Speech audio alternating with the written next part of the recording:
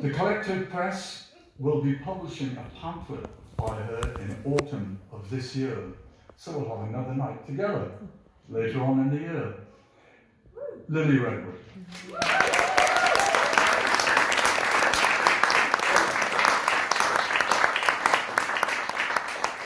Thanks, Rick. Thanks, Frank, for having me.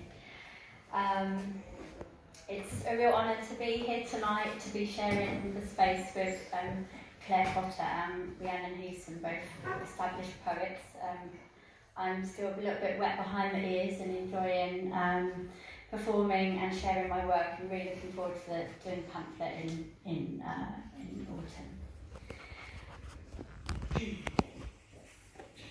Confession. I have a confession to make, so for my sake and your own, let it be known. It feels somehow uncomfortable, awkward, like that silence between old friends trying to make amends but not sure where to start, because that's the hardest part, where to start. As I sit here trying to find the words, it's like extracting teeth, pulling at my beliefs, because I realise that my eyes only see what they want to, and that my idea of me is only partially in view, and you know it too. But we don't talk about it, do we? We are dolphins caught on a line with the tuna in brine, hook, line and sinker, hoodwinked and blinkered. This perversion of truth that invaded my youth, sinking in its ugly claws, tearing into my so-called flaws. This vicious, jealous, spiteful beast that likes to feast on what's real. Smothering our true beauty with false perception, and we call it what? Perfection. This revolting, self-constructed thing that keeps us in a box, like Pandora and her locks. We build a perfect prison and we sit in it. What a pile of shit. And the best bit, it doesn't even exist. So my confession, I am riddled with imperfections. So I've developed a false identity, a perception of me, a partial reality. I've built walls so high that I cannot be fully seen, only behind the sheen of a few well-placed windows, showing just half my face. And on the other side I hide the cuts like ruts, repeated attempts to self-destruct, self-berating, self-hating, so angry that I'm angry, so ashamed of being ashamed, a sense of blame, silencing pain. I can't find the words to communicate. I hate to be seen as weak. I'm afraid of being exposed, unclothed in my distortions of proportions. I am cowering in the dark, constricted by the restrictive parameters of perfection. So, my confession. I am learning to dance with the devil. I've found that this is fertile ground, for there is no such thing as sin, and that every bit of shit is an opportunity to grow, and I know that I can open the window to let light in. So the dark is just another part of my soul. It makes me whole. And the wall can fall and I can reach out my hand, because you will understand, because you've been hiding too. Let's connect to that old friend. Let's make amends. Start a dialogue inside. Accept the dark side. Let us start with the uncomfortable, awkward part, the part that's imperfectly real, the part we feel. Let us start to talk about the self-doubt. Undo the locks, open the box, kick down the wall, be willing to fall. Let us tear the blinkers from our eyes, for the treasure lies in truth.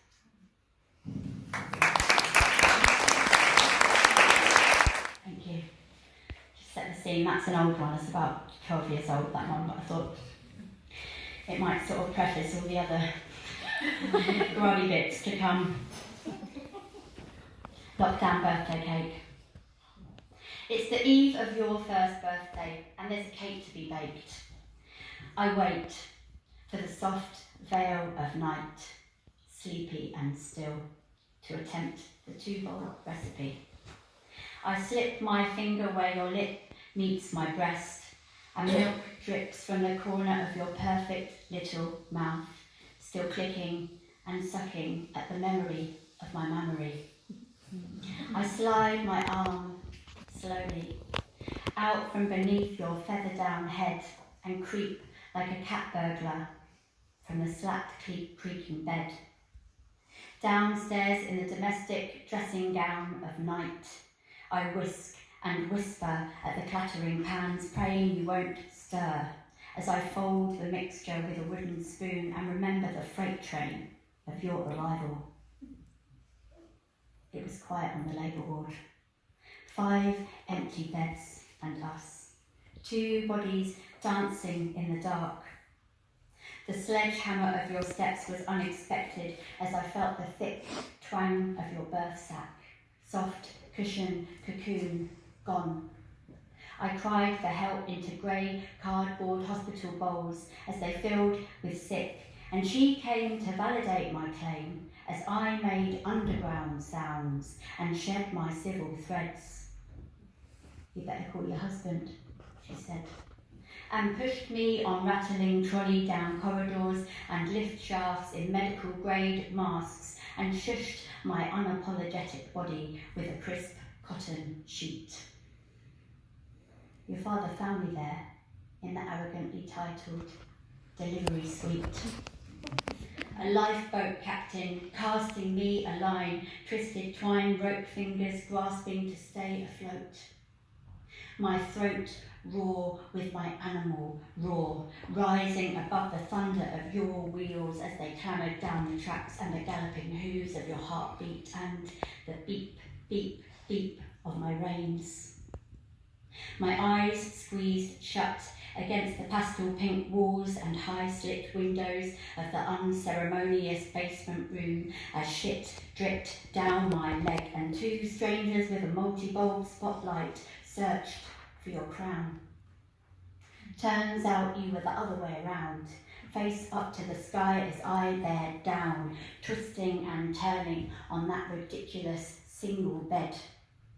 Head buried in starched cloth, crumpled back in fists to reveal white clean plastic mattress as you swam across the cosmos, Selkie boy pushing for the shore. Whilst in civilised realms, self-important doctors strode barrel-chested through doors, clicking pen tops and tongues against teeth in disapproval of my gnashing jaws as I generated a lightning bolt from between my thighs, the eye of an electrical storm in human form, a lava river eruption, and so many fucking interruptions and instructions, and me navigating inwardly in communion with divinity, prostrating and on my knees as I negotiated your nativity. And you,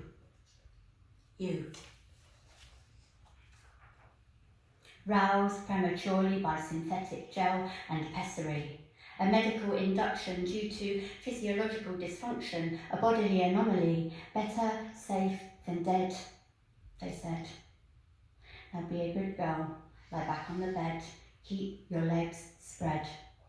As I clawed at the shreds of my autonomy, clutching tightly to a ball of blood-red thread, I drove a hook into the jagged rock face and lashed it into place to draw you out. As you scaled the winding precipice with the focus of a free climber, fingertip grips, hairline crack, and that moment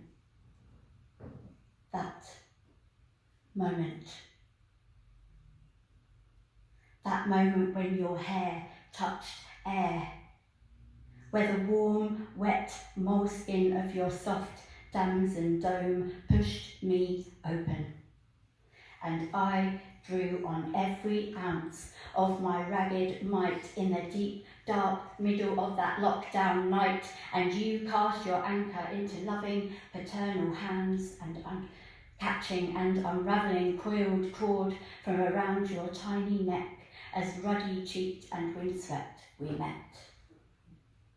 Your creamy white coat a whisper of your watery past, Selkie boy in my arms at last. It's 2:15 a.m. I am stood in the Trojan horse of domesticity, where beneath my pyjama armour I'm a wild mare charging through the tundra, and I take the cake out of the oven. The bake is uneven and even a little burnt, and it crumbles as I turn it out. I push palmfuls of sponge into place, patching it back together, and I look at it in bits, and I wonder if Boudica ever baked cake. Then, with tiptoe steps, I scale the stairs, and I slip back into bed next to your warm velvet head, and bury my face in the whipped vanilla threads of your hair.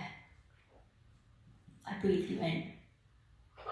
Soft honey cake, perfectly baked.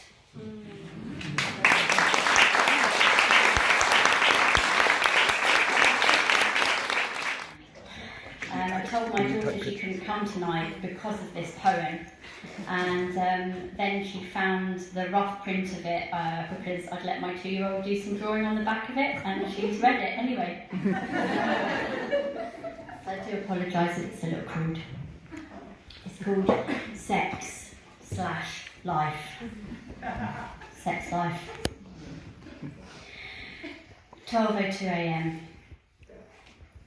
My face, his armpit, my clit, his cock, teeth grit, trying not to wake the kids. It's been a while, and it took a while to get me in the mood, but now I'm getting into the Douville dance for two. Falling asleep, all soft and relaxed, it feels almost as sweet as the good old days. LBK, life before kids. Well, you know, almost. 4:06 a.m. Someone is shouting my name. The bathroom light is bright, and she sat on the loo, pyjamas around ankles, and last night's dinner in a puddle at her feet. Gentle words and hair stroking. Bare feet on cold kitchen floor. The open close of cupboard doors, bucket deposited beside bed. Then me, in my damp crotched fluorescent pink knickers and red silk kimono, crouched on the lino with a J-cloth and some rhubarb scented multi-action spray and a roll of kitchen towel.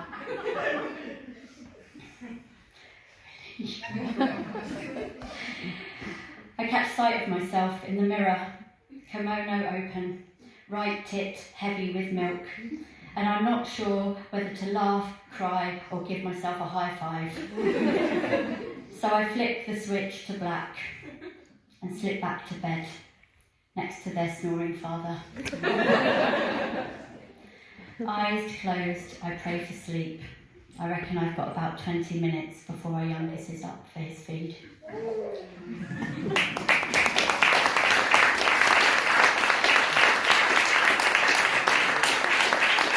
Especially people who are looking after other people.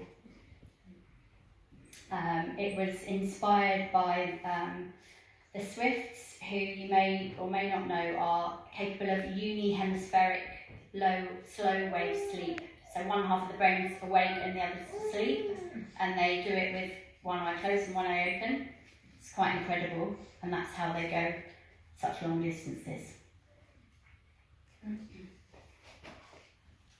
Very dry mouth and I'm nervous, sorry.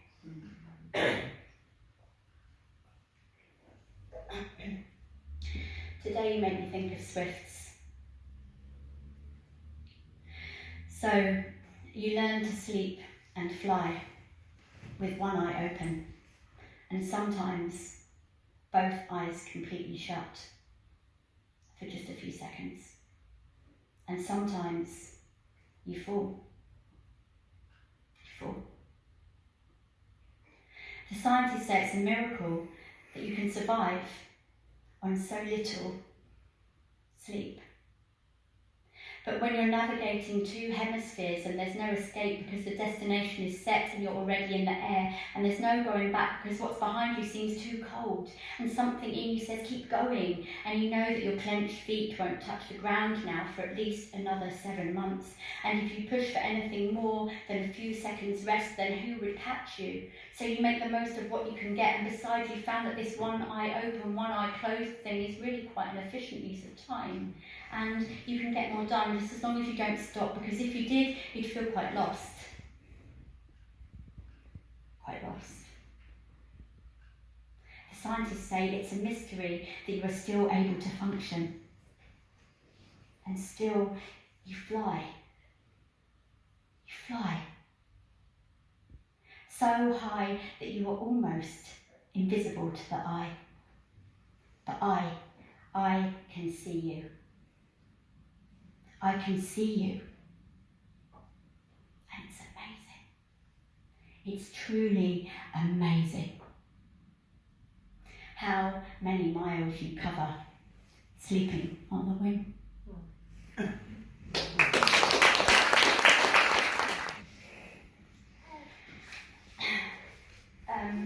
This is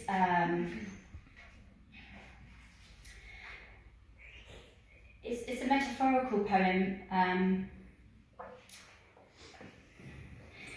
I'll let it speak for itself, but it's inspired by the lack of support for new mothers, falling or flying. It wasn't clear whether she jumped or if she was pushed, or whether she simply lost her footing. There should have been a railing or a wall or some troughs full of flowers to make sure that this kind of thing didn't happen. But the edge was so raw, so sharp, so unforgiving, so final. At first, no one noticed. She was like a bird soaring above the busy street below, silent. She could have almost gone unnoticed if she hadn't bumped into the bosun's chair, the thud of her body forcing the air out of her mouth in a guttural grunt that unbalanced the window cleaner. She felt terrible for the upset she might have caused him, but it was too late to apologise. She thought about all the things she still had to do, about her daughter's dentist appointment and the fact that her youngest needed new shoes, the birthday card for Auntie Sue with a book of stamps on the sideboard, and last night's dinner that was still in the pot on the hob. She should have left a note and a list. At least it was quick, they said. They didn't know that time slows down when you're falling. There was nobody there to catch her. But you should have seen the photos on social media. People were impressed by the fact that she was still holding on to the shopping bags. And it was hard to resist zooming in on her face because it looked like she was smiling.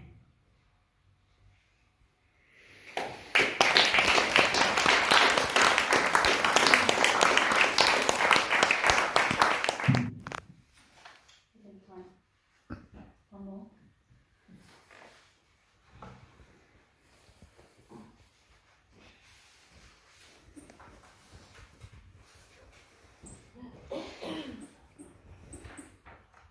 Light or dark, light or dark.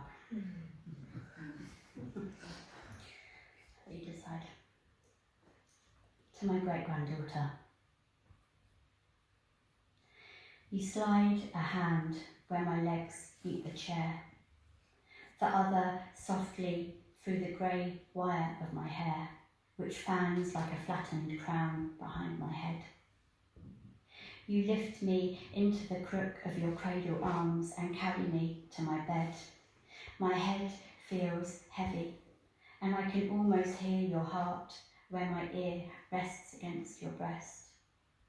And it reminds me of watching my own grandmother sleeping and how her pacemaker showed like a matchbox through the chantilly skin of her chest and the way her heart pulsed in her neck. You look into me, searching for the words I can no longer speak. The brown, loamy autumn leaf of your iris, reflecting an ancestral telescope, a tree trunk of time, ring within ring, turning in on itself, stood on thick elephant legs of love and heartwood. My tired eyes are melting back to milk and blood, blurring into themselves, pink and wet with endless tears, lids almost lashless and naked as the day I was born. My hand sits in yours, a dry peach stone in the soft flesh of your palm, and it reminds me of your mother's plump fingers reaching for raspberries in the garden.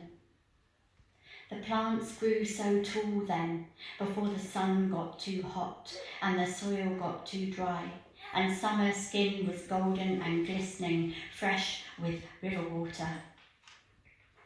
When one day her belly rose like proved dough, we watered you with tears, because we knew that you would be one of the last. I thought of the 1 in 400 trillion possibility of a single human existence, mine, hers, yours, and I felt ashamed of the mess we'd made.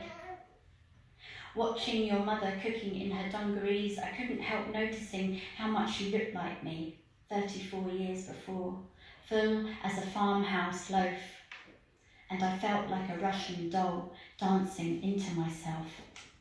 It made me think of her inside of me at 22 weeks, and the 6 million eggs already formed in her poppy seed ovaries, curled like a baby field mouse in the damp moss and spiderweb nest of my womb.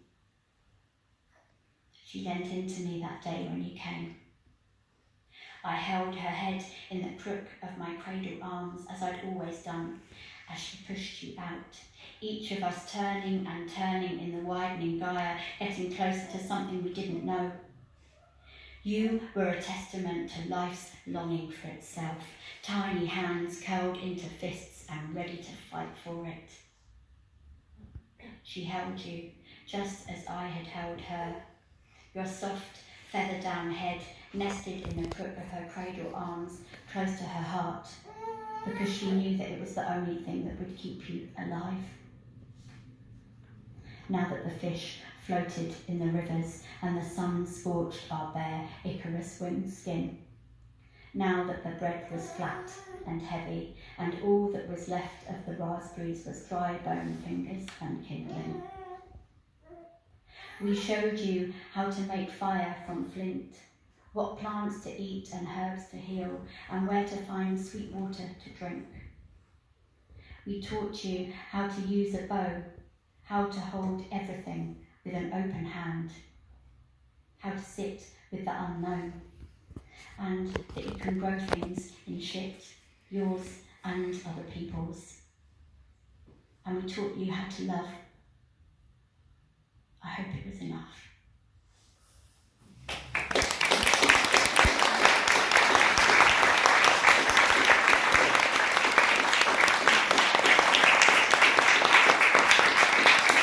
Thank you very much.